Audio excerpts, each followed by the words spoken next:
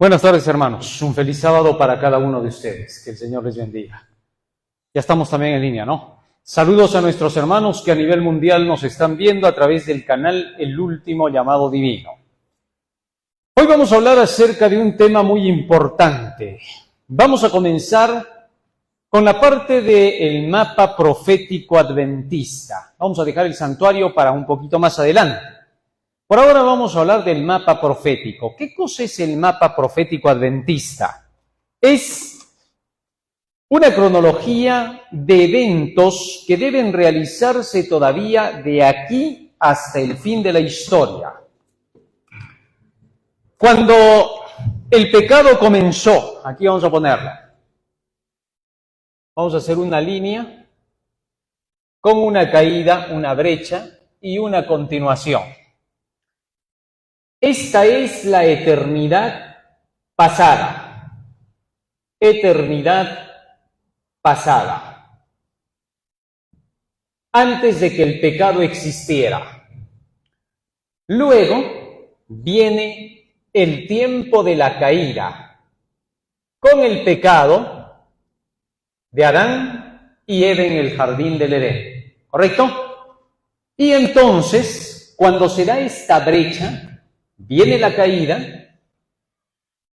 y Jesucristo llega para poder renovar al hombre y volverlo otra vez a la felicidad perdida. Para eso lo tiene que llevar de nuevo a la perfección, a esa perfección con la cual se puede habitar en el cielo. A todo este proceso, desde el tiempo de la caída hasta la restauración, se le conoce con el nombre de la etapa del gran conflicto. Se mueve un poco acá la pizarra. Del gran conflicto, el conflicto que hay entre la luz y las tinieblas, entre Cristo y Satanás. Todo este periodo del gran conflicto nos es contado en la Santa Biblia. Es decir, cuando leemos la Biblia desde el Génesis hasta el Apocalipsis, estamos leyendo la historia del gran conflicto.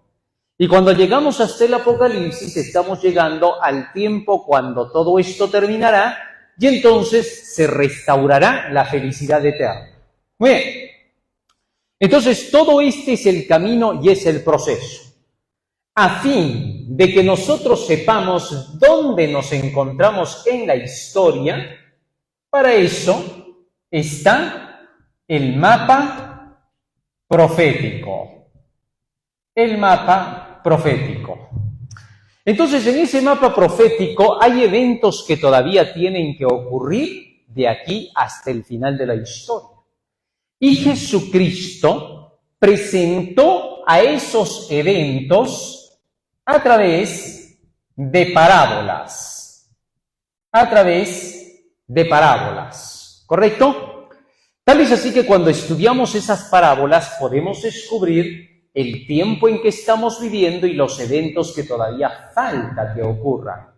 Y en las parábolas, lo bueno es que Jesús ordenó esos eventos. ¿Correcto? Vamos a ver cómo. San Mateo capítulo 25 nos habla de la parábola de las 10 vírgenes. La parábola de las 10 vírgenes. Y vamos a hacer un poco de memoria de algunas de las profecías que ya hemos estudiado antes con ustedes. ¿Ya? San Mateo capítulo 25 versículo 1.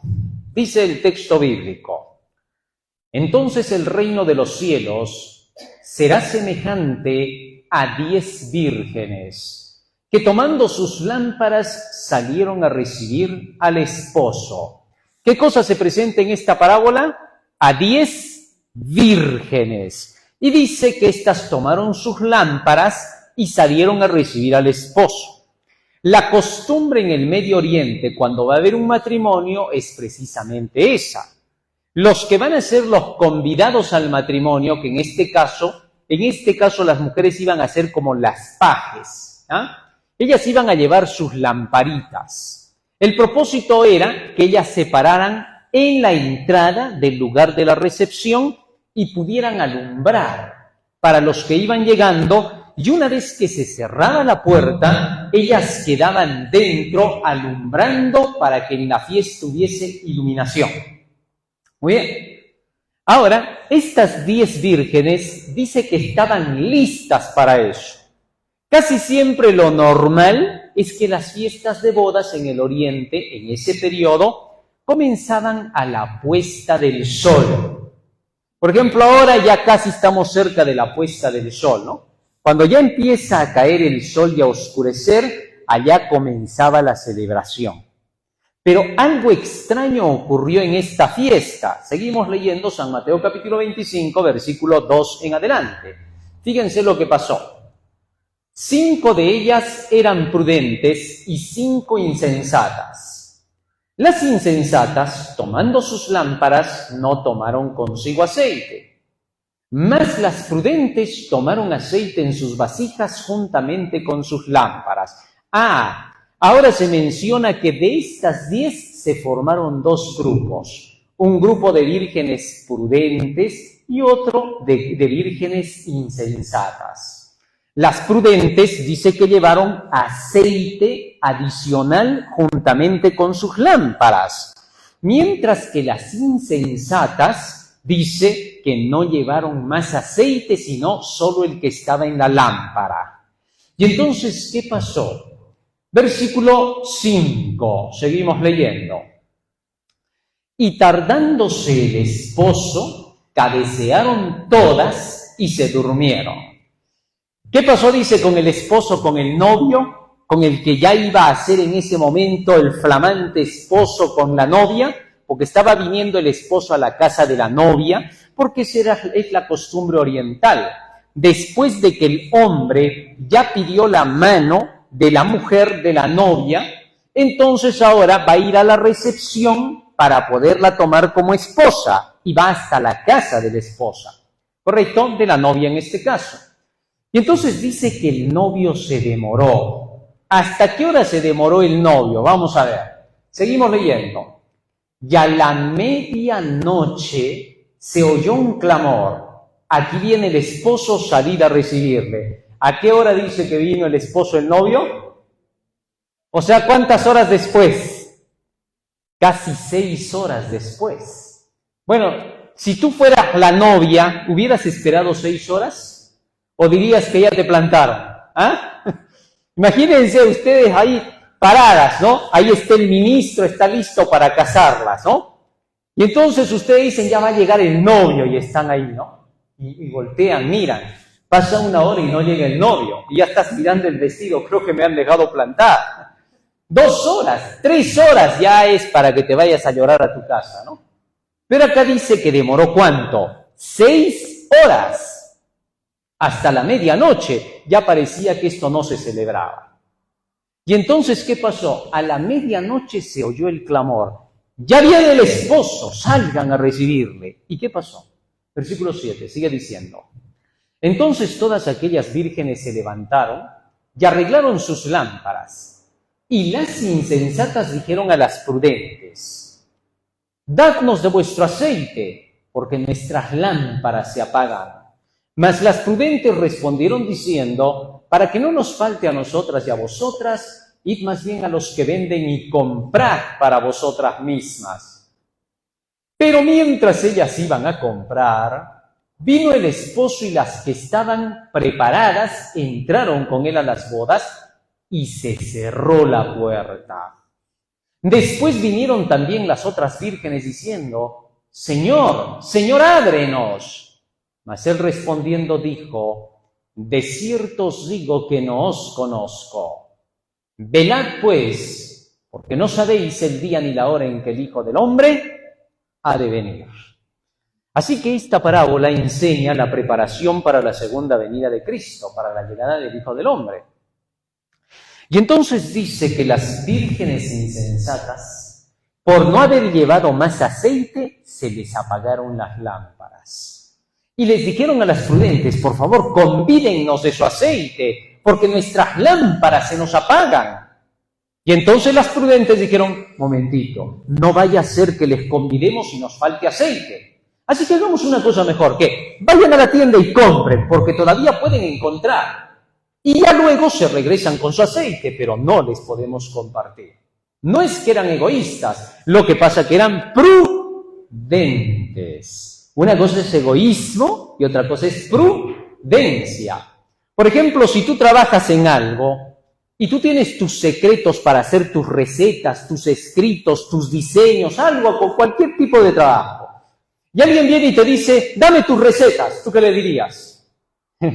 Yo las he encontrado, ¿qué tienes? Dame tus diseños. No, pues, yo me he matado haciendo todo este trabajo. Eso no es egoísmo, eso se llama prudencia. ¿Por qué? Porque estás protegiendo lo que te va a rentar economía. Porque estás protegiendo tu herramienta de trabajo. Imagínate que seas un taxista, ¿ah? Y de pronto alguien viene y te dice, dame tu carro para ir a trabajar. Pero yo también tengo que trabajar. No, pues, hoy día déjame el carro a mí. ¿No, cómo? ¿Y con qué voy a llevar para mi casa? Obvio, eso no es egoísmo. ¿Qué es eso? Prudencia. ¿Por qué? Porque tienes que pensar en tus ingresos, pues si no, ¿con qué come la esposa, los hijos? ¿Ah? Entonces tengamos cuidado. Y en este caso dice que las vírgenes prudentes dijeron, no vaya a ser que nos falte a nosotras. Vayan a comprar, ahí están las tiendas. Pero mientras fueron a comprar y regresaron, se cerró la puerta. Muy bien, esa es la historia de la parábola que nos habla acerca de los eventos finales. Ahora vamos a entenderla. ¿Qué cosa significa cada símbolo? ¿Se acuerdan que la semana pasada ya hemos hablado acerca de símbolos, ¿no es cierto? Y hemos visto que la Biblia se entiende con pura simbología.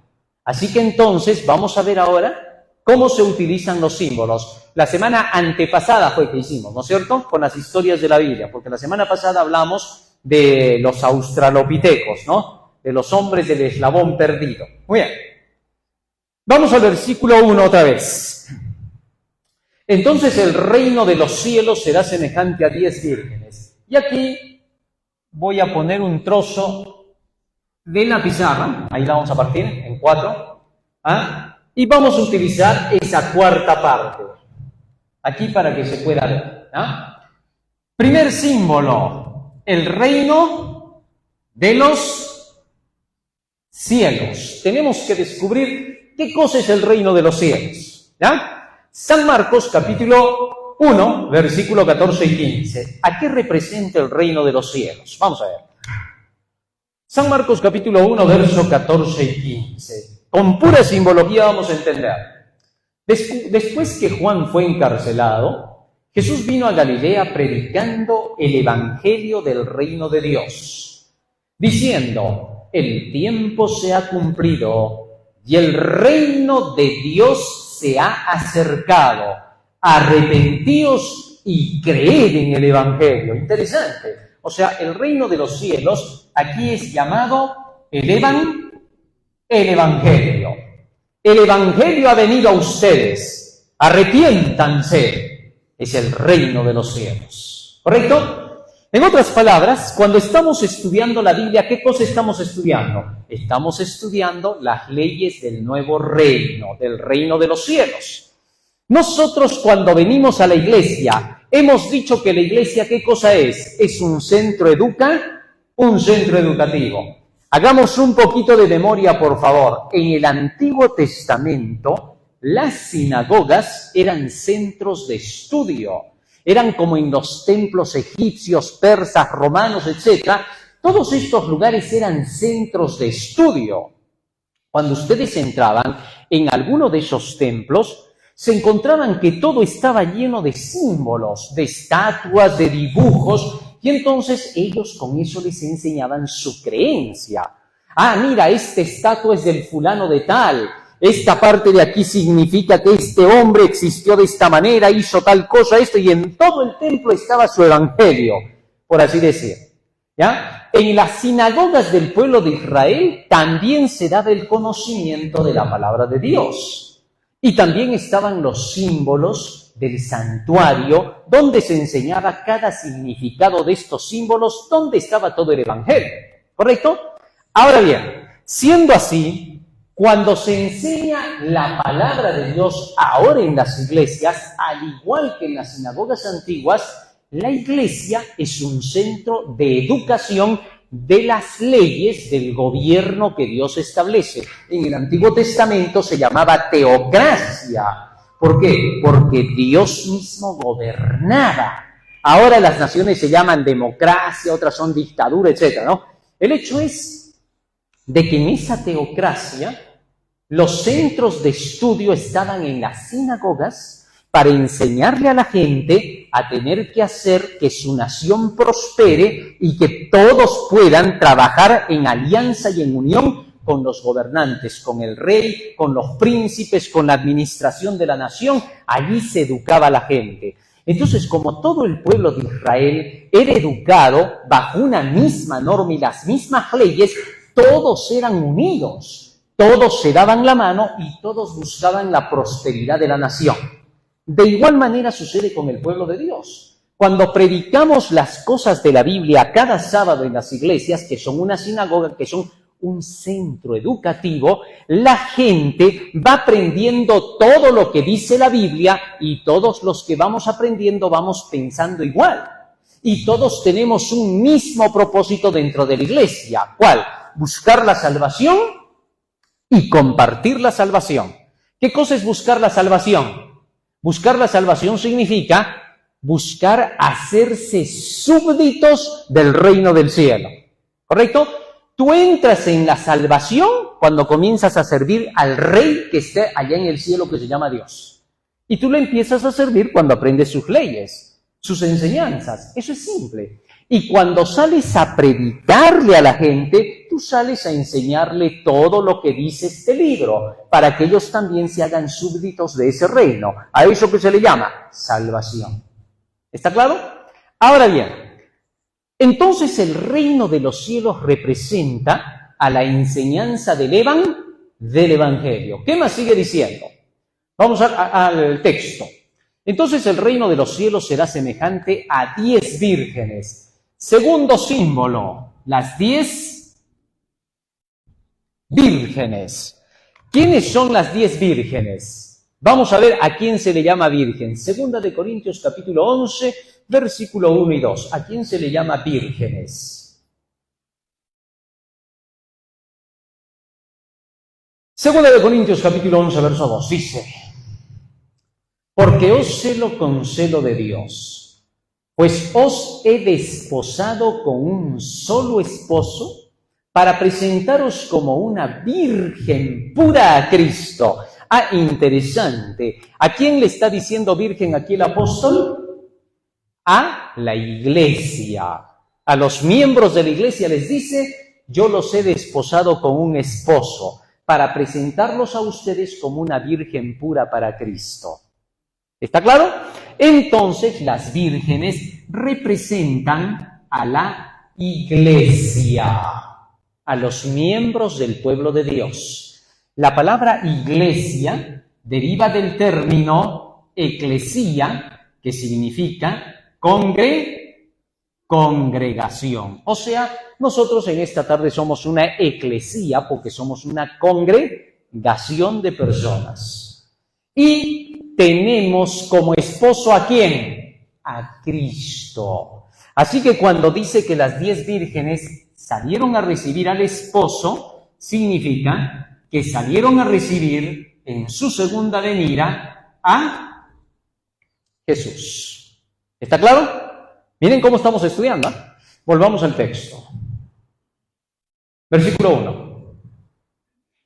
Ahora lo traducimos así.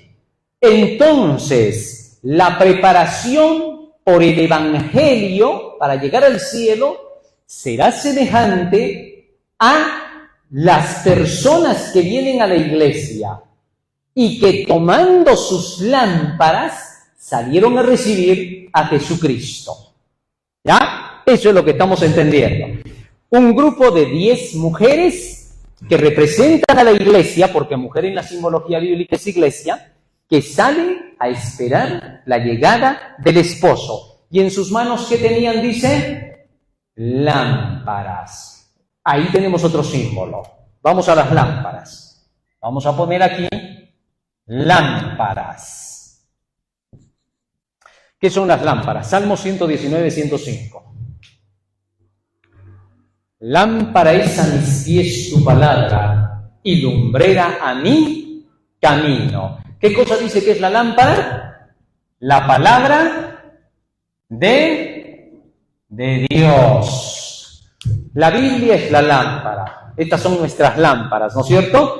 Por eso, cuando tú vas por la calle como un cristiano y vas llevando tu Biblia por la calle, ¿qué estás llevando? ¿Ah? Tu lámpara. Imagínate, sales a la calle está oscura, sales con tu linterna y la metes ahí adentro, ¿no? ¿Para qué te sirve la linterna ahí? ¿Qué alumbras? Nada, no tiene sentido. O sea, ¿cómo vas a ir escondiendo la Biblia, no? Para que nadie te la vea. O sea, vas en la oscuridad y no dejas ni siquiera que alumbre. Deja que se vea. Caminas con tu Biblia por la calle y todos los que te ven van a decir, ahí va un cristiano. ¿Por qué? Estás alumbrando. Es tu lámpara. No la puedes esconder. Deja que brille. Para eso es lámpara. Muy bien. Ahora dice que las 10 vírgenes tenían sus lámparas y estaban encendidas cuando salieron. ¿Qué cosa significa eso? Que las 10 que representan a la iglesia estaban estudiando sus Biblias. La pregunta es esta: ¿qué habían estudiado? ¿Ah? ¿Qué habían estudiado en sus Biblias? Habían estudiado que ya iba a llegar ¿quién? Porque por eso salieron con sus lámparas. O sea, el mensaje que habían recibido las 10 era la segunda venida de Jesús. Ahora bien, la iglesia que proclama la segunda venida de Jesús es la iglesia que está representada en la parábola. Y salieron a recibir al esposo, y el esposo se demoró, no llegó rápido. ¿Llegó a qué hora? A la medianoche. Así que entonces había un periodo de demora, de espera. Ahora, ¿qué pasa? Cuando éstas salen para esperar a Jesús, nos recuerdan a la profecía que anunciaba el fin de la historia, la hora del juicio y la segunda venida de Jesús. ¿Se acuerdan qué profecía era esa? Con ustedes ya hemos estudiado en estos últimos sábados. ¿Cuál era, se acuerdan? La de los 2000, acá lo voy a poner, la de los 2300 años que declaraban que para 1844 vendría Jesús. ¿Correcto? Pero ahora escuchen. Dice que cuando creyeron que Jesús venía, no vino. ¿Cuánto rato había que esperar? 6 horas. Desde el atardecer de la puesta del sol hasta la medianoche había que esperar. ¿Y qué hora es la medianoche? Vamos a ver a qué hora es la medianoche. Porque ¿a qué hora dice que vino el esposo? A la medianoche. Primera de Tesalonicenses, capítulo 5, versículo 2 y 3. ¿Qué hora es la medianoche? La Biblia tiene todo. Primera de Tesalonicenses, capítulo 5, versos 2 y 3. Fíjense lo que dice aquí. Porque vosotros sabéis perfectamente que el día del Señor vendrá así como ladrón en la noche. Acá se está hablando, ¿no? De la hora en que va a llegar Jesucristo como ladrón en la noche, a la medianoche. Muy bien. Característica, verso 3. Que cuando digan paz y seguridad, entonces vendrá sobre ellos destrucción repentina, como los dolores a la mujer encinta y no escaparán. ¿A qué hora es la medianoche, dice? Cuando digan ¿qué? Paz y seguridad. Interesante. Y aquí de nuevo hacemos memoria de las profecías que hemos estudiado. ¿A partir de cuándo empezó el clamor de paz y seguridad? ¿Se acuerdan? 1945, cuando se formó la Organización de las Naciones Unidas para los tratados de la paz y la seguridad mundiales. Pero ahora, ¿cuándo se hace realidad que comienzan con el clamor de paz y seguridad? ¿Se acuerdan? 1990. ¿Qué pasa en 1990? Estados Unidos logra derrotar a Rusia con la ayuda del Vaticano. Y entonces la antigua Unión Soviética, la URSS, que ahora se llama Rusia, cayó. Y cuando cayó la URSS, Estados Unidos dijo, ahora sí, por fin se va a lograr la paz y la seguridad mundial, como lo dijo la ONU. ¿Por qué? Ya no había la Unión Soviética que se oponía con la Guerra Fría. Entonces, 1990 se habló de paz y seguridad. Ahora bien, en ese mismo año, por la caída de la Unión Soviética, solo quedaron dos poderes dominando el mundo, los Estados Unidos y el Vaticano. Estos dos poderes son los que en la profecía se nos dice que cerrarán la historia, porque entre los dos sacarán la marca de la bestia del 666. Así que, cuando llegó 1990 y cayó la Unión Soviética y quedaron estos dos poderes, comenzamos a predicar con fuerza el mensaje del tercer ángel que dice que la marca de la bestia de la unión de Estados Unidos y el Vaticano será la ley dominical. Entonces, cuando la Iglesia Adventista vio que cayó la Unión Soviética, inmediatamente hubo un despertar como nunca en la Iglesia Adventista y comenzó a predicarse Daniel y Apocalipsis por toda la tierra en carpas. ¿Por qué? Porque se había cumplido la predicción adventista del tercer ángel, ya que la Iglesia Adventista era la única que decía que al final dominarían el mundo los Estados Unidos y el Vaticano. Nadie predicaba eso, solo los adventistas. ¿Correcto? Muy bien. ¿A esto qué se le llamó? Se le llamó el despertar cuando digan paz y seguridad, que es la medianoche. Y entonces comenzó a hablarse de la segunda venida de Jesús con fuerza. ¿Por qué? Porque el texto bíblico dice, San Mateo 25:6, léanlo, miren lo que dice. Y a la medianoche se oyó un clamor, aquí viene el esposo, salid a recibirle.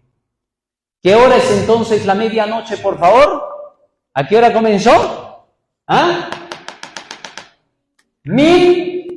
1990, la medianoche, cuando se empezó a anunciar, ya viene el esposo, salid a recibirle.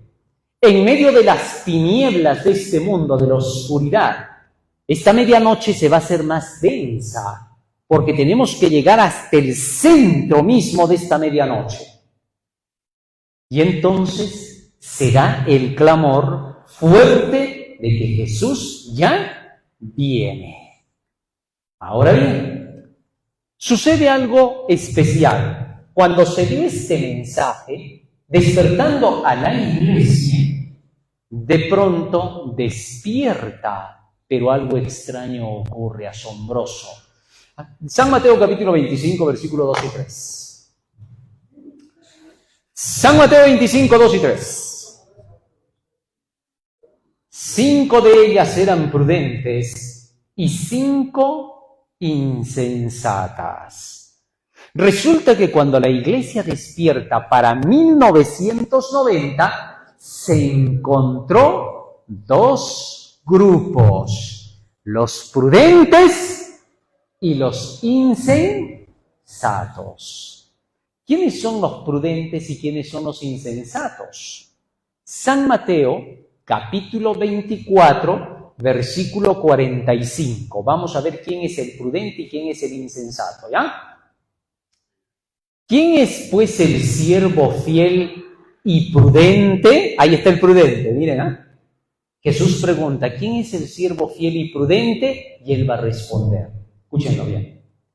Al cual puso su Señor sobre su casa para que les dé el alimento a tiempo. ¿Quién dice que es el prudente? El mensajero de su casa, de su iglesia, el predicador de su iglesia, que da el alimento a tiempo, en su momento. ¿Cuál es el alimento a tiempo? ¿Qué cosa había que predicar?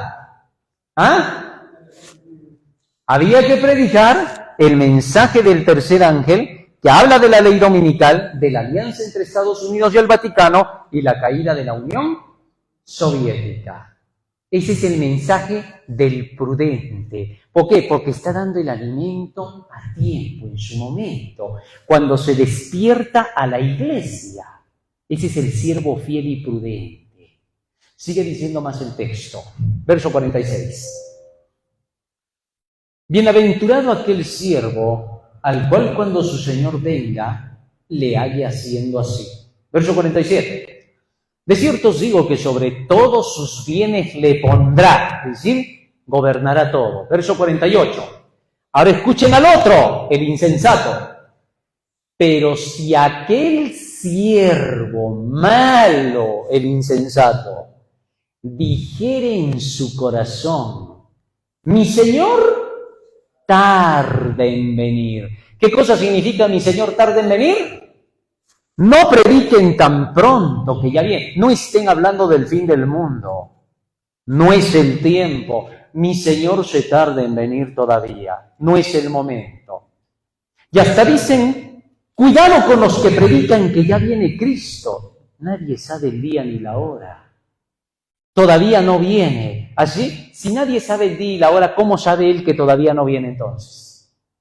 Es que es mentiroso, mal siervo, engaña, hace creer que podríamos equivocarnos si andamos diciendo que Jesús viene. Ese es el mal siervo, el insensato. Sigue diciendo de él. Y comenzare a golpear a sus consiervos. ¿Qué cosa es golpear a sus consiervos? ¿Quién es un consiervo? El que trabaja contigo y es tu compañero en tu centro de labor, en este caso la iglesia.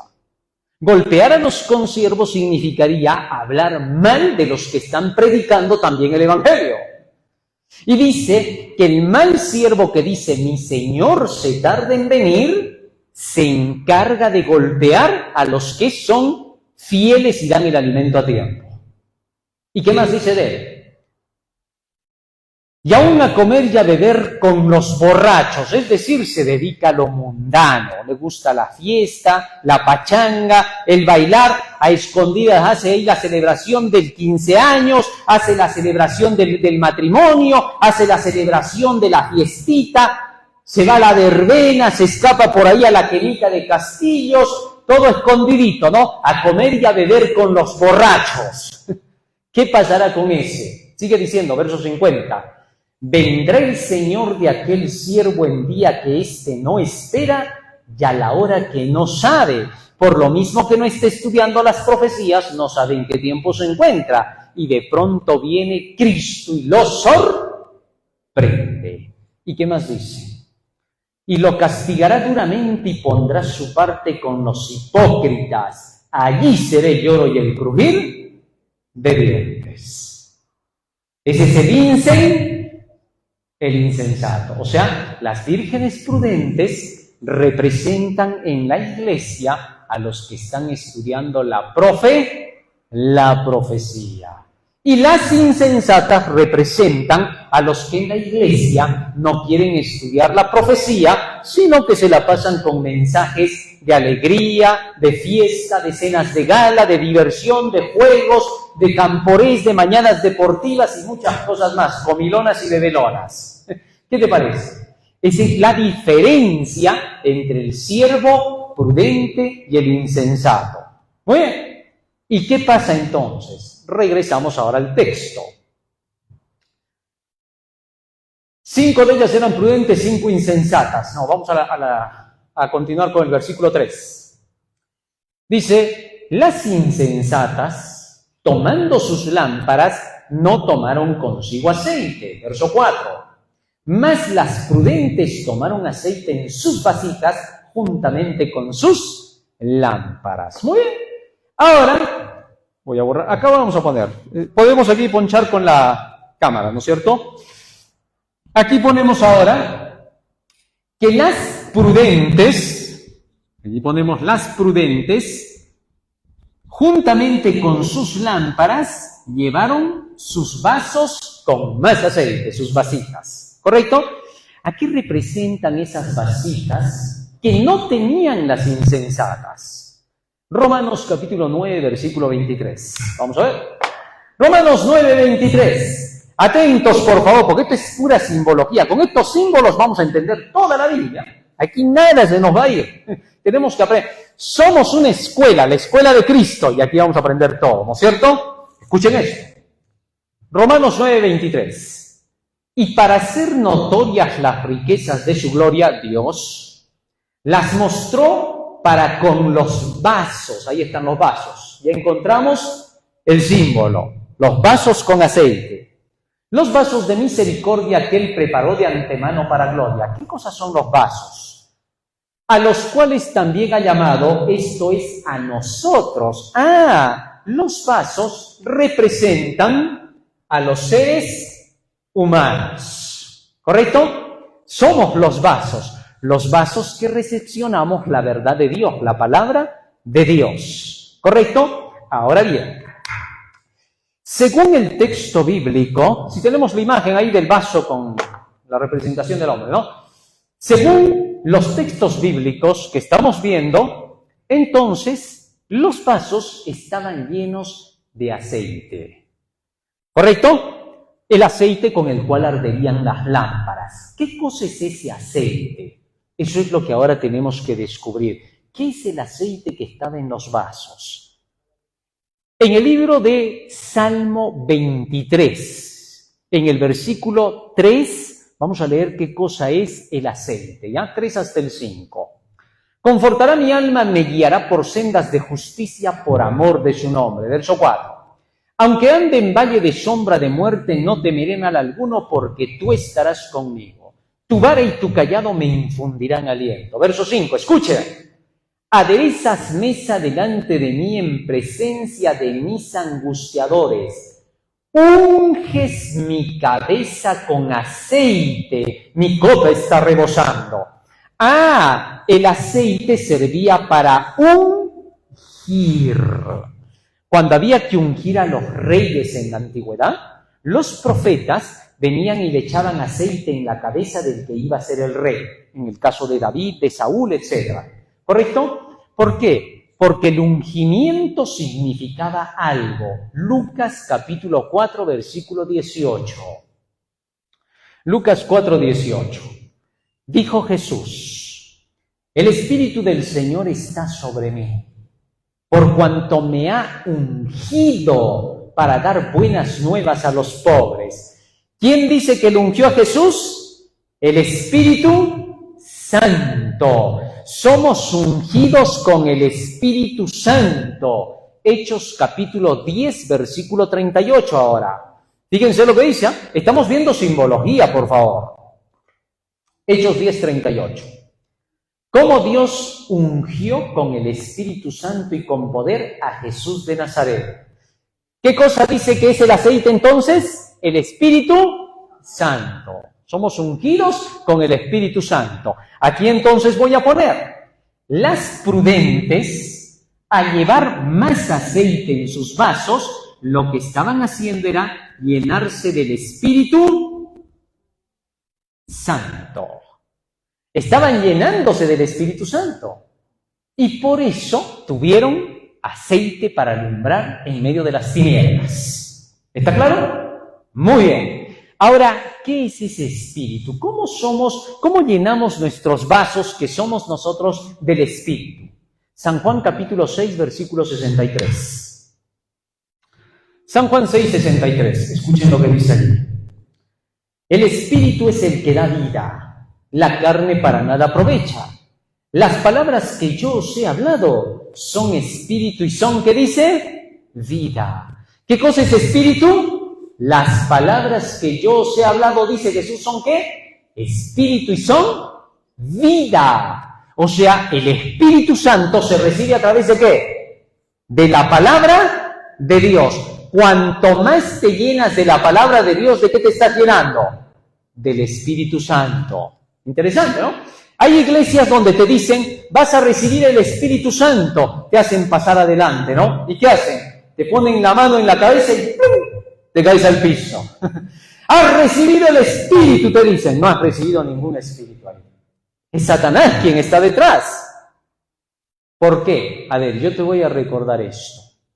¿Se acuerdan ustedes cuando Jesús estaba en el huerto de Getsemaní y vinieron, dice, los soldados romanos para llevárselo a Jesús? Y dijeron así, ¿quién es Jesús de Nazaret? ¿Y qué contestó Jesús? Yo soy, dijo, ¿no? ¿Y qué pasó? ¿Qué les pasó a todos los soldados? Se cayeron. Pregunto, ¿quiénes se cayeron ahí? ¿Los buenos o los malos? Pero ahora te hacen creer que el que se cae es el bueno. Eso no es verdad. Cuando tú te caes tendrías que ser el malo, el impío, el soldado que quiere matar a Jesús. Así que no tiene nada que ver. Ahí no se recibe así el Espíritu Santo. ¿Cómo se recibe, dice el texto? Por el estudio de la palabra de Dios. Llénate de la palabra de Dios y te estás llenando del Espíritu Santo. Segunda de Pedro, capítulo 1, verso 21 y 22. Fíjense lo que dice, 20 y 21. Segunda de Pedro 1, 20 y 21. Entendiendo primero esto, que ninguna profecía de la Escritura es de interpretación privada, porque nunca la profecía fue traída por voluntad humana, sino que los santos hombres de Dios hablaron siendo inspirados por el Espíritu Santo. ¿Quién dice que inspiró a los que escribieron la Biblia? El Espíritu Santo. O sea, cuando tú lees la Biblia, ¿quién te está hablando? El Espíritu Santo. Y cuando aceptas este libro en tu vida, el Espíritu Santo se está quedando contigo en tu vida. Y las vírgenes prudentes, dice que estaban llenas en sus vasos de aceite. ¿Está claro? ¿Eso qué quiere decir? Que hicieron su año bíblico, que siguieron estudiando algo especial. Vamos a ver qué cosa hace arder a la lámpara con el aceite, ¿ya? Primera de Tesalonicenses 5, 19 al 21. Fíjense qué cosa es lo que hace arder. Fíjense lo que dice ahí. Primera de Tesalonicenses 5, 19 al 21. No apaguéis al Espíritu. ¿De qué está hablando? No apaguéis al Espíritu, la luz, con lo que arde la lámpara. ¿Qué me sigue diciendo? No menospreciéis, ¿qué? Las profecías. Cuando no se estudian las profecías, ¿qué pasa con el Espíritu? Se apaga. Te quedas en tinieblas. Por eso, la iglesia que no estudia profecía es una iglesia oscura, apagada, como el ocultismo, como las tinieblas del infierno. Si tu pastor no predica profecías, no le des el diezmo, no le des la ofrenda, no le des de comer, ni le abras la puerta de tu casa. Así de sencillo. ¿Por qué? Porque no tiene el Espíritu. Porque sin el Espíritu nada vale, nada importa, nada interesa. ¿Comprendiste eso? Entonces, tu pastor debe predicarte profecías. ¿Qué profecías? Las profecías que tienen que ver ¿con qué? Con el despertar de las vírgenes, con la medianoche, con la verdad que es para el tiempo actual, el tercer ángel. Si no te predica eso, es un pastor que no tiene el Espíritu, está apagado y te va a traer tinieblas y va a llevar tu alma a la perdición. Así te hable de amor, así te hable de justicia, así te diga hay que compartir con el prójimo, hay que dar de comer al hambriento, vestir al desnudo. Así veas que el pastor llega a tu casa, te toca la puerta y te viene con una bolsa de verduras. No lo recibas. Es oscuridad para tu casa. ¿Por qué? No trae la verdad. Y cuando no llevan la verdad, son de Satanás, no son de Dios. ¿Me entiendes ahora? Por eso exige en tu iglesia que te prediquen profecías. Si no te predican profecías, no es una iglesia cristiana. Así te hable de Jesús, así te hable de María y de todos los santos. No es una iglesia cristiana. El cristianismo se caracteriza porque tiene la lámpara encendida. Así eran las vírgenes, ¿qué? Prudentes. Así tú eliges de qué lado estás. Jesús habló de la parábola del trigo y la cizaña. La cizaña son las insensatas y el trigo son las prudentes. Así que ya sabes distinguir. Muy bien. Ahora no quede el asunto ahí, seguimos leyendo. ¿Qué pasó? Versículo nos tocaba 5, creo, ¿no? Mateo capítulo 25, versículo 5, 4 y 5. Mas las prudentes tomaron aceite en sus vasijas juntamente con sus lámparas. Verso 5 ahora y 6. Y tardándose el esposo, cabecearon todas y se durmieron. Ahora, ¿qué le pasó al esposo? ¿Por qué se tardó? ¿Qué es tardón Jesús? ¿Qué pasó? ¿Qué fue lo que ocurrió? ¿Qué hizo que no llegara su hora? Vamos a ver cuál es la tardanza. Libro de Segunda de Pedro, capítulo 3, versículo 7 al 10. ¿Cuál era la tardanza aquí? ¿Qué cosa demoró al Salvador? Vamos a ver. Pero los cielos y la tierra que existen ahora están reservados por la misma palabra, guardados para el fuego en el día del juicio y de la perdición de los hombres impíos. Mas, oh amados, no ignoréis esto, que para con el Señor un día es como 1000 años y 1000 años como un día. El Señor, escuchen, oído, el Señor no retarda su promesa, según algunos la tienen por tardanza. Ya estamos hablando de la tardanza, miren. Algunos la tienen por tardanza, sino que es paciente para con nosotros, no queriendo que ninguno perezca, sino que todos procedan al arrepentimiento. ¿Qué cosa dice acá? No es que tarda, sino que es paciente para que todos puedan, ¿qué cosa? Arrepentir. ¿Y cómo hemos leído que se arrepiente la gente? Arrepentíos, creed en el Evangelio. O sea, para que la persona se pueda arrepentir, le tiene que llegar el Evangelio. Porque si no, ¿de qué se va a arrepentir? A ver, cuando a ti te dicen, arrepiéntete de tus pecados, ¿qué es lo primero que preguntas? ¿Qué cosa es pecado? Porque si no, ¿de qué te vas a arrepentir? Arrepiéntete de tus pecados, Señor, perdona mis pecados. No, pues, así no. Entonces, tienes que saber en qué has pecado primero.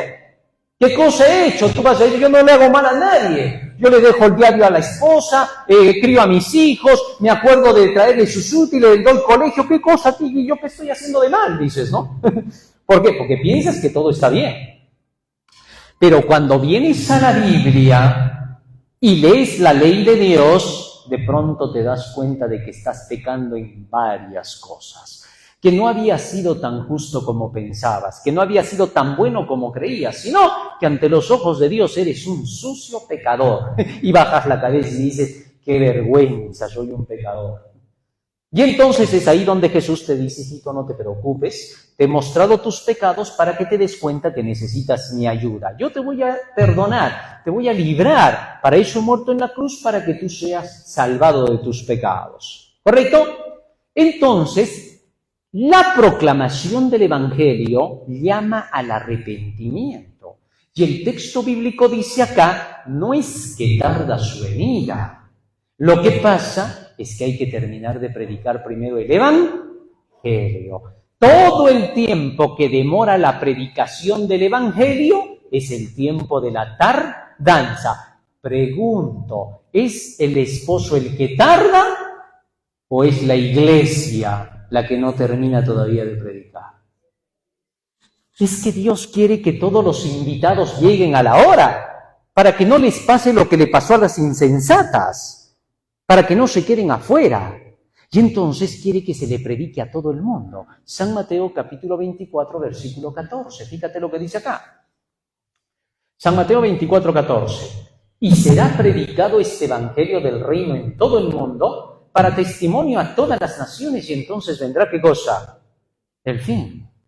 Así que el Evangelio tiene que ser predicado a todas las naciones y recién después de eso se acaba la historia en la tierra y llega el fin.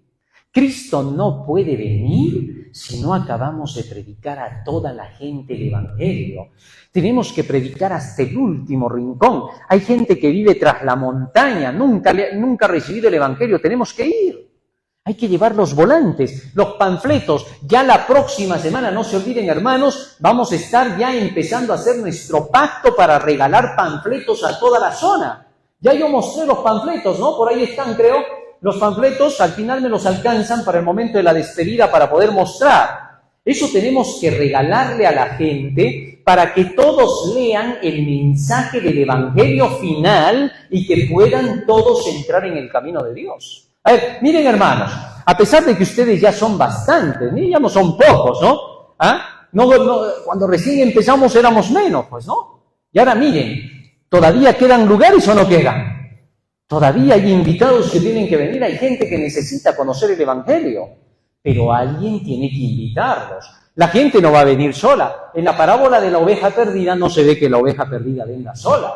El pastor tiene que ir a buscar y todos nosotros hacemos el papel del pastor al conocer el Evangelio. Porque hay algunos que dicen, el pastor es el que va a ir de casa en casa. Claro que él tiene que hacer su labor, pero todos nosotros somos pastores desde el momento que predicamos el Evangelio. Así que todos tenemos la misma misión. Todos tenemos que ir a buscar a la oveja perdida. Ella no va a venir sola. Tú tienes que ir con tu panfleto, tocar la puerta de tu vecino y predicarle. Abres tu panfletito y le dices, mira, te estoy trayendo un obsequio. Se trata de las profecías de la segunda venida de Jesús. Por ejemplo, mira esta que está aquí y le cuentas un pedacito de lo que le estás regalando para que tome interés en lo que le estás dando y sepa qué cosa es lo que le estás dando. Entonces, cuando te escuche, puedes estar 10 o 15 o 20 minutos con la persona. Si te pregunta más, en buena hora. Y entonces, le entregas ese panfletito y le invitas, le dices, aquí está la dirección en el panfleto, visítanos, por favor. Eres bienvenido. A la casa del Señor están bienvenidos todos. Así que vengan con la alegría del corazón, que aquí los vamos a recibir para darles toda la vida eterna. Entonces ellos seguramente van a sacar su tiempito para poder venir. Vendrán de repente en la mañana o vendrán en la tarde al principio, según su tiempo. Y ya nos vendrán a visitar, escucharán el Evangelio, se gozarán con nosotros y se irán felices para vivir tranquilos en su hogar. Eso necesitamos hacer, hermanos, ¿correcto? Y eso es precisamente lo que la parábola está mostrando. Que las vírgenes prudentes ahora realizan su tarea llevando el Evangelio para que en el momento en que tenga que venir el esposo los encuentre preparados. Pero si no terminamos de predicar el Evangelio, ¿cómo vamos a decir, se está demorando mucho el esposo? Si hay algunos que son tan insensatos en nuestras iglesias que dicen, ¿cuántos años estamos aquí esperando que Jesús venga? Y tú los miras y le dices, oye, ¿ya has terminado de predicar ya para que quieras que Jesús venga? Ay, no, pues es que no hay tiempo para estar haciendo eso. Entonces no lo esperes. Sencillo. Un viejecito un día se me acercó de nuestra iglesia y me dice, hermano, cuando yo estaba así chiquito, Jesús viene, me dijeron. Cuando ya estaba yo maltoncito, Jesús viene. Cuando ya estaba jovencito, Jesús viene. Cuando ya me casé, Jesús viene. Ya he tenido 50 hijos, Jesús viene. Y ya estoy viejo, ya me voy a ir a la tumba y Jesús no viene. Y entonces yo me quedé mirando, ¿no? Y le dije yo así, hermano, una pregunta le dije. ¿Cuándo terminaron de predicar el Evangelio? Bueno, hermano, todavía no hemos acabado de predicar el Evangelio. ¿Y por qué usted espera que Jesús venga si usted no ha cumplido su tarea? Usted es el culpable para que Jesús no venga. Porque si usted en su tiempo hubiera predicado, hoy Jesús estaría acá. Así que por favor, hermano, saque su Biblia, vaya a predicar. Era obvio. ¿Cómo quieren que Jesús venga? ¿Y cómo todavía vienen a decir? Dicen que viene y nunca viene. ¿Cómo van a decir eso? ¿Con qué cara? Bueno, ¿cómo se les llama a los que dicen así? ¿Qué cara les decimos que tiene? cara dura, ¿no? Es obvio, o sea, hay que ser cara dura para decir, Jesús no viene cuando ni siquiera he terminado de predicar. Y cuando me dicen, hermanito, vamos a ir a predicar, la verdad, hermanito, no tengo tiempo, tengo que irme a un matrimonio. Hermano, ¿y cuándo vamos a ir a predicar? A ver, la próxima semana, ya, no, la próxima no. El próximo mes, ya, no, tampoco el próximo mes. Hermano, yo le voy a avisar cuándo. El día de San Blando, que no tiene día ni cuándo. ¿Por qué? Nunca van. Bueno, hermanito, usted no puede ir a predicar. Bueno, casi no soy de predicar, hermanito, me da un poco de vergüenza. Bueno, ¿apoyará usted con panfletitos? Soy muy pobre, hermanito, no tengo para el panfleto. ¿Y cómo quieres que se acabe la obra? Ay, y a Jesús debería de venir. ¿Para qué? Si viene te mata. ¿Por qué? Por ocioso, no hiciste nada por la causa del Señor. Así que no tiene sentido. ¿Por qué queremos que Jesús venga si no hemos hecho nada todavía para que venga? Así que pregunto yo, ¿quién demora la venida de Cristo? ¿Ah? Nosotros. El esposo se está demorando por culpa nuestra. No es culpa de él. Como el esposo misericordioso las vio a las 10 dormidas. Porque el esposo tuvo que haber pasado por ahí para que se sienta. Ya vino el esposo, ¿no? Y que ellas despierten que el esposo ya estaba en el salón de bodas, quiere decir que pasó y las miró, pobrecitas, no están dormidas esperando estas. Así que por ellas hay que seguir esperando un poco más. Pero cuando se dio el clamor, ya debían de estar pues listas. Así que cuando estas se despiertan, y ahora ven la tardanza, las prudentes no se quejaron, porque tenían todo listo para entrar a las bodas. Las que se quejaron fueron las insensatas. ¡Ay, no tenemos aceite! ¡Convídennos, por favor, aceite de ustedes! Y las prudentes, momentito, señoritas. No vamos a poder darles. ¿Por qué? Bueno, sencillo, porque si les damos nos va a faltar a nosotras. Y es que el Espíritu Santo, que es el aceite, tú no lo puedes compartir al otro. Tú no puedes sacar de ti y dárselo. Tiene que recibirlo. Tiene que estudiar por sí mismo la palabra de Dios. Fíjate en esto. Yo te predico, te enseño, te muestro textos, te muestro citas, te muestro símbolos y figuras. Pero de pronto vas a tu iglesia y tu pastor te dice que todo es mentira. ¿Sí? Porque hay pastores que te dicen, a ver, allá, bueno, sí, claro, lo que te ha predicado, pero te ha engañado. Pero pastor, ¿por qué me engañó? Bueno, está fuera de la organización, es un divisionista. Pero pastor, mire, el símbolo él ha dicho así, la lámpara es la palabra y ahí está, pues, ¿qué es la palabra? Claro, sí, te predica la verdad, nadie dice que no, pero está fuera de la iglesia. Por eso no le creas. Entonces, como tú no estudias la Biblia, te crees el cuento y dices, verdad, ¿no? Como no está con el pastor, entonces no hay que creerle. Ya está. ¿En qué te convertiste? Insensata. Perdiste tu vida eterna. ¿Por qué quisiste? Tu ociosidad para leer la Biblia fue la culpable. ¿Te das cuenta ahora? El Espíritu Santo no se puede compartir de uno a otro así de fácil. Tú tienes que recibirlo, llenar tu vasija, repletarte para el tiempo de la prueba, para el momento de la crisis. ¿Comprendiste eso? Esa es una tarea tuya. Otro no la puede hacer por ti. Muy bien. Seguimos leyendo ahora y nos vamos ya casi al final. Y tardándose el esposo, cabecearon todas y se durmieron. Habacuc, capítulo 2, versículo 1 al 3. Fíjense lo que dice ahora Habacuc acá. Sobre mi guarda estaré, y sobre la fortaleza firmaré el pie, y velaré para ver lo que se me dirá, y qué he de responder tocante a mi queja. Y Jehová me respondió y dijo, escribe la visión y declárala en tablas para que corra el que leyere en ella. Verso 3. Aunque la visión tardará aún por un tiempo, mas se apresura hacia el fin y no mentirá. Aunque tardare, espéralo, porque sin duda vendrá, no tardará. O sea, no hay tardanza en realidad. Por eso dice, escribe en tablillas la visión para que el que la lea corra. Es decir, predícala para que todos los que entiendan esto salgan corriendo a predicar, porque solo tardará el tiempo que vayan a predicar, porque en realidad no tardará. Fíjense cómo. Para los que estamos predicando el Evangelio, casi siempre nos ocurre lo opuesto de lo que les ocurre a los que no están predicando el Evangelio. ¿Qué cosa? Los que vamos predicando el Evangelio vemos que el tiempo se nos pasa rápido, que los días están volando y pedimos, Señor, todavía no vengas, un poquito más, porque no he terminado la obra. Por favor, aún un poco más. Pero los que no predican, ¿saben qué dicen? ¿Cuándo pueda venir? Dice que viene y no viene. ¿Ves? Por gusto estoy perdiendo mi tiempo en esta iglesia. De repente, por gusto me he metido acá. He perdido de estudiar, he perdido de trabajar, he perdido de hacer tantas cosas. No viene, me han mentido, fanáticos. Así es el ocioso. Ese piensa todo lo malo porque todo lo malo está con él. ¿Sabes por qué? Porque no está haciendo nada. Fíjate nada más en esto. Una persona que está trabajando, tú la ves que está ahí arreglando por aquí, por allá, poniendo la rueda, poniendo el motor. Y el que está ahí parado está levantando las piernas, ¿no?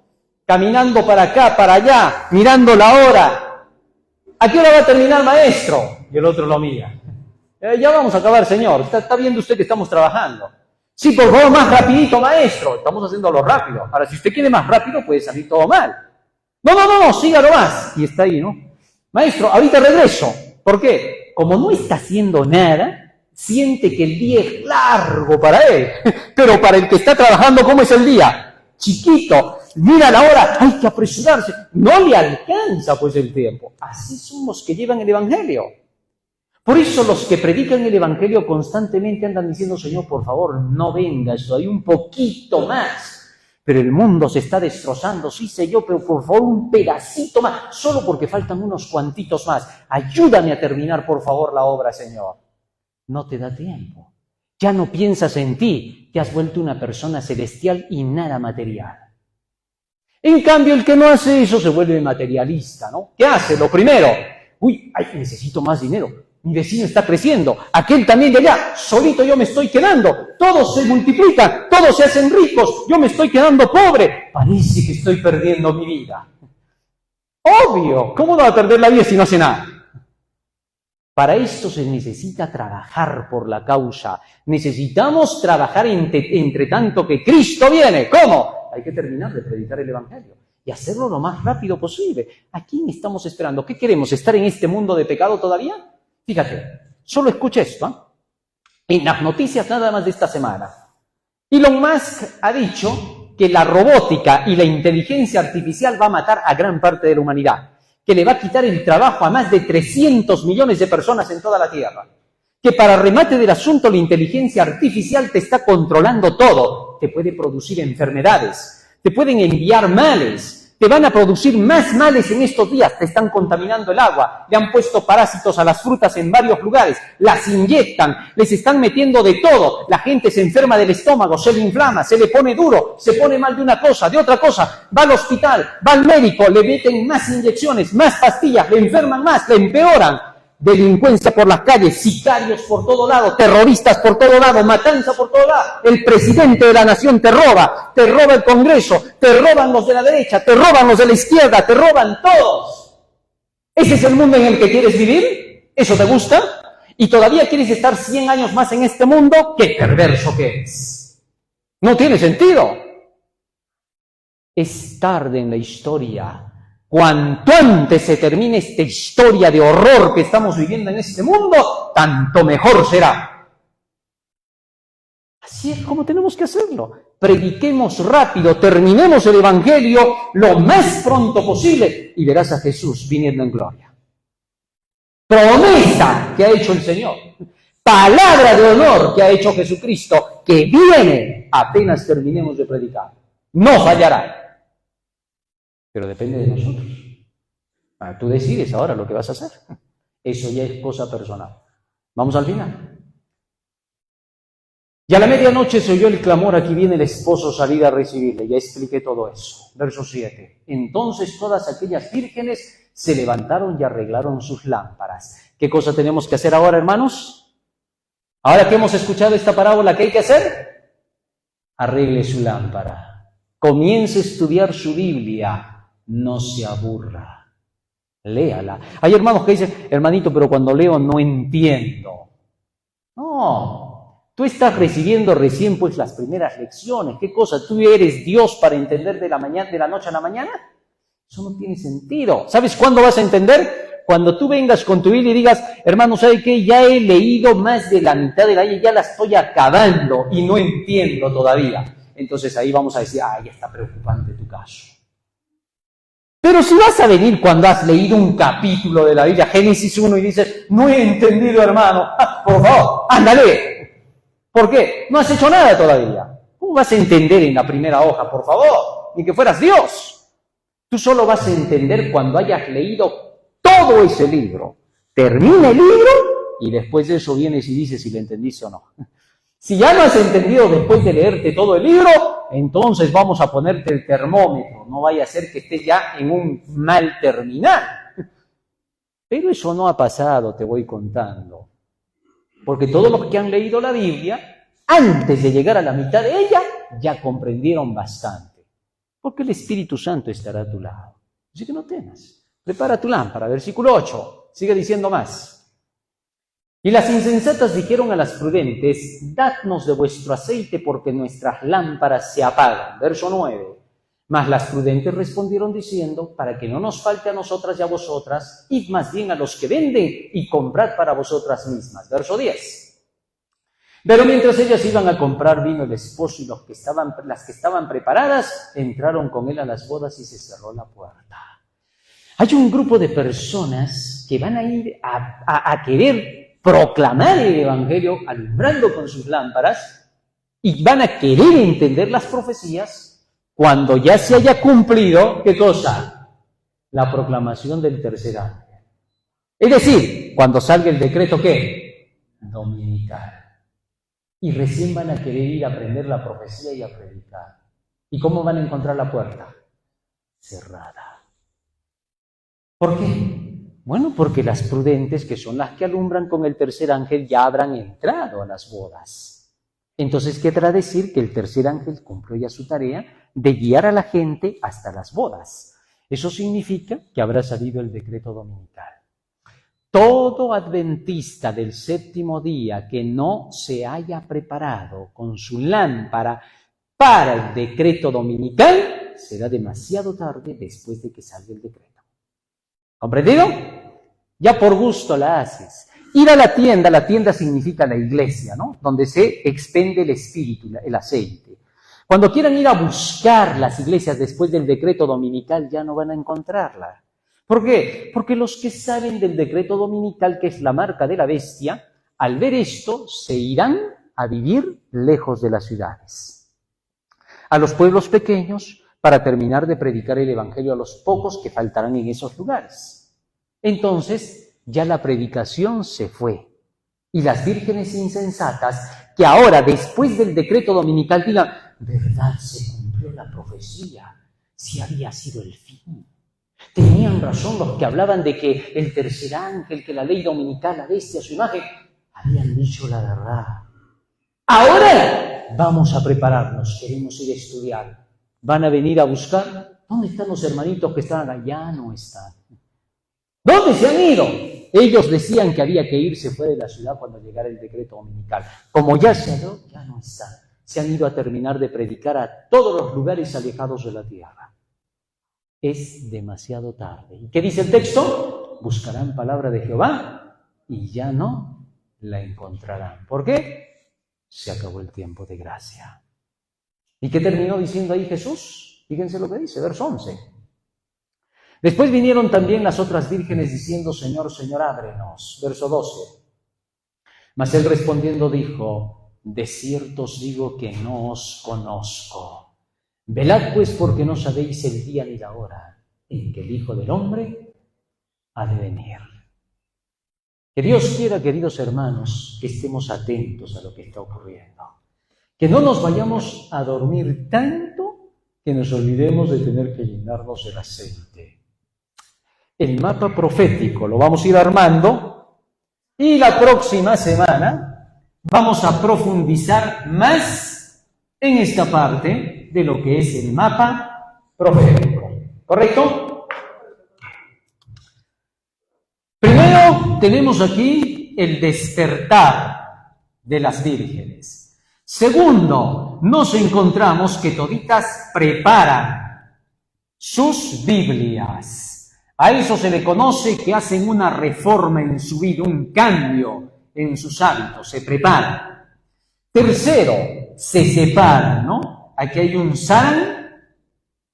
zarandeo, y se dividen en dos, insensatas y prudentes, ¿correcto?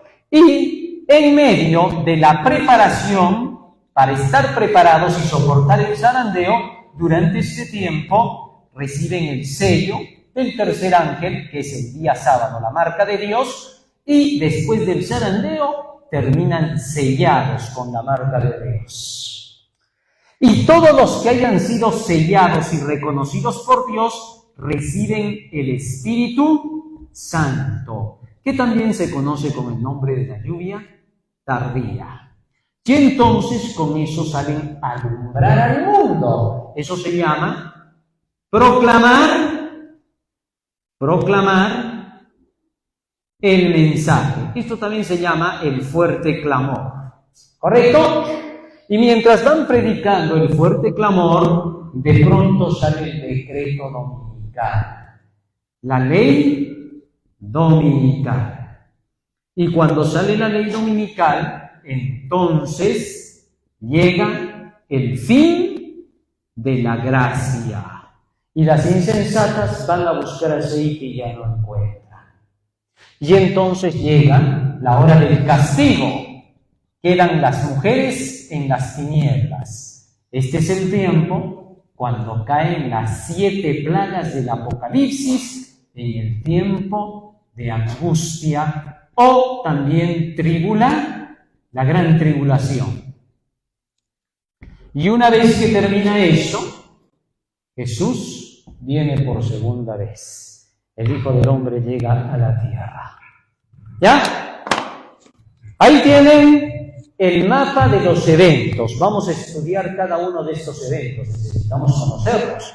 Vamos a aprender cada cosa de estas, cómo se logra y cómo se hace. ¿Ya? El despertar, la preparación con sus Biblias, reformando sus vidas, el sello al aceptar el sábado, el zarandeo, cuando se separan las vírgenes prudentes de las insensatas, terminan selladas las prudentes para vida eterna, reciben el Espíritu Santo, que es la lluvia tardía, salen a proclamar el mensaje, que es el fuerte clamor, sale el decreto dominical y se cierra la gracia para las insensatas, y entonces caen las 7 postreras plagas en el tiempo de la tribulación y la angustia, y Jesucristo llega a la tierra. Esos son los eventos que se tienen que dar de aquí al final de la historia. Y todo lo hemos descubierto con la parábola de las 10 vírgenes. Vamos a pedirle a Jesús que nos ayude a guardar esto en nuestra mente y corazón, para que cada uno de nosotros podamos prepararnos para la segunda venida de Jesús. Vamos a ponernos de rodillas y vamos a orar.